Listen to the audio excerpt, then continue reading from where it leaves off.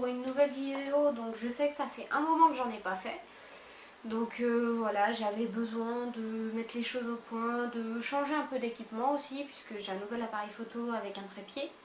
Donc je sais pas ce que ça va donner au niveau son, j'espère que ce sera pas trop mauvais, et si c'est le cas je m'en excuse. Donc j'ai décidé de vous faire cette première critique après ma longue absence sur Broadchurch, donc l'épisode 1 de la saison 3, donc ça a recommencé il y a 3 semaines, bientôt un mois il me semble, donc avec David Tennant. Et donc voilà, je suis tombée dessus par hasard, bon non pas vraiment par hasard, j'attendais. Et du coup voilà, ça me paraissait intéressant, surtout après ce premier épisode assez palpitant, de vous faire une critique. Donc on va procéder en deux temps. Dans un premier temps, je vais vous faire un résumé de l'épisode. Et ensuite, je vous donnerai mon avis. Donc je m'excuse, j'aurai ce petit carnet qui sera mon compagnon dorénavant pour éviter que je bégaye trop ou que je fasse des qui servent à rien. Donc voilà. Donc nous allons commencer. Donc l'histoire, l'intrigue, c'est une femme qui s'appelle Trish qui se fait violer.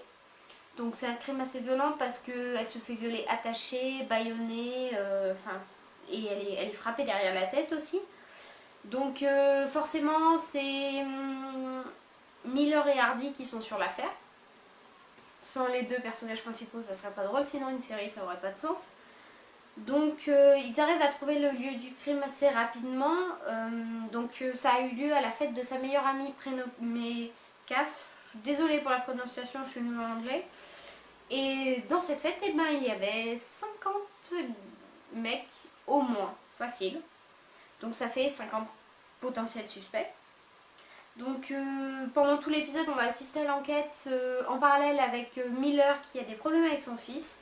Donc avec Tom, je sais pas si vous vous souvenez, c'est un adolescent qui a 15 ans maintenant. Et sa dernière connerie, ça a été de vendre du porno à l'école. Donc à 15 ans, bah, forcément c'est illégal, tout ça, donc il a été exclu de l'école pendant une semaine, donc ça la rend complètement folle. Et pendant ce temps, il y a Hardy qui a aussi des problèmes avec sa fille, puisque il travaille beaucoup, et puis c'est une ado tout simplement, donc voilà. Donc il laisse pas pour autant les principaux personnages de la saison 1 qui étaient Beth et je sais plus son nom, et son mari, Marc je crois. Puisque Beth a repris le travail et s'est reconvertie, donc c'est une femme qui aide les victimes d'agressions sexuelles maintenant. Donc forcément elle va être sur le dossier de, j'ai oublié son nom, de Trish. Et son mari lui il a toujours le même travail mais ils se sont séparés, donc apparemment leur couple n'a pas résisté au décès de Danny. Tout au long de l'épisode, la victime Trish, elle se souvient seulement par bribes. Elle a rien de... Enfin, c'est assez brouillon en fait. Et elle rencontre pas Beth dans l'épisode d'ailleurs, puisqu'elle lui laisse un message, mais elle répond... Elle rappelle pas, parce que je pense qu'elle est pas prête, tout ça. Et on apprend juste avant la fin de l'épisode, quelques minutes avant la fin, que c'était un acte prémédité. Donc quelqu'un avait prévu de la violer en fait, donc c'est assez violent. Donc mon avis c'est que j'aime toujours autant David Tennant parce que je trouve que c'est un très bon acteur. La preuve c'est que je suis pas la seule à le dire et qu'il a reçu des récompenses. Donc il a un rôle antipathique mais aussi attachant parce que mine de rien au bout de 3 saisons on s'attache au personnage. Et c'est pas mal aussi de mettre le lien entre Beth et Caf. Beth et Trish. Je trouve que c'est pas mal de garder ce lien là parce que comme ça permet de garder les personnages de la saison 1 quand même au cœur de l'intrigue, même si eux ils sont pas dans l'enquête puisque leur fils est mort et qu'ils ont retrouvé le coupable en théorie. Donc voilà, on reste sur la base de la série quoi. Et je fais encore malgré mes notes, donc il va falloir que je trouve un moyen. Donc Beth elle a choisi cette reconversion parce qu'elle a été très choquée de la mort de son fils et elle a décidé d'aider les gens. En fait on le comprend au fur et à mesure de l'épisode. Elle voulait pas que les gens vivent le même drame qu'elle a vécu en étant seule en fait. Ce que j'aime beaucoup dans cette série c'est qu'il y a...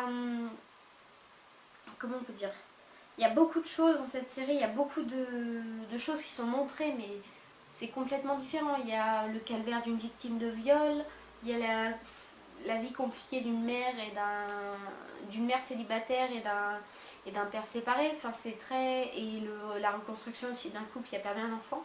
Donc c'est très éclectique. Ouais, je crois que ça se dit éclectique.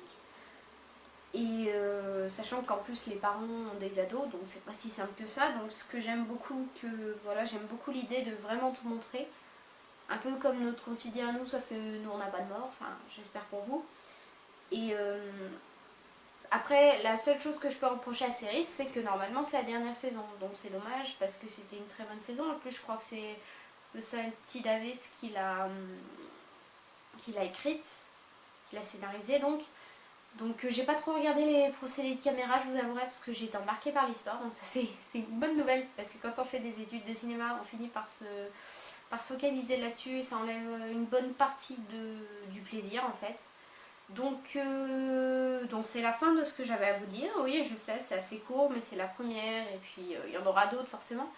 Donc je sais pas ce que je vous fais la semaine prochaine. Est-ce que je vous refais une critique sur l'épisode 2 de Broadchurch, genre 3 et 4, puisque le 4ème sera sorti et que j'ai le 2 et le 3. Ou alors est-ce que je vous fais une critique sur Doctor Strange qui est sorti en Blu-ray il n'y a pas longtemps. Ou sinon, qu'est-ce que je peux vous proposer? Une critique sur le film Sully aussi, que j'ai sous le pied. Enfin, j'ai pas mal de choses à vous proposer, mais je peux aller dans d'autres registres, par exemple M. Pokora dans The Voice. Enfin, c'est vraiment vous qui choisissez. Donc en attendant, j'espère que ça vous aura plu, que vous êtes content de me revoir, parce que j'ai 19 abonnés, ce qui me fait très très plaisir.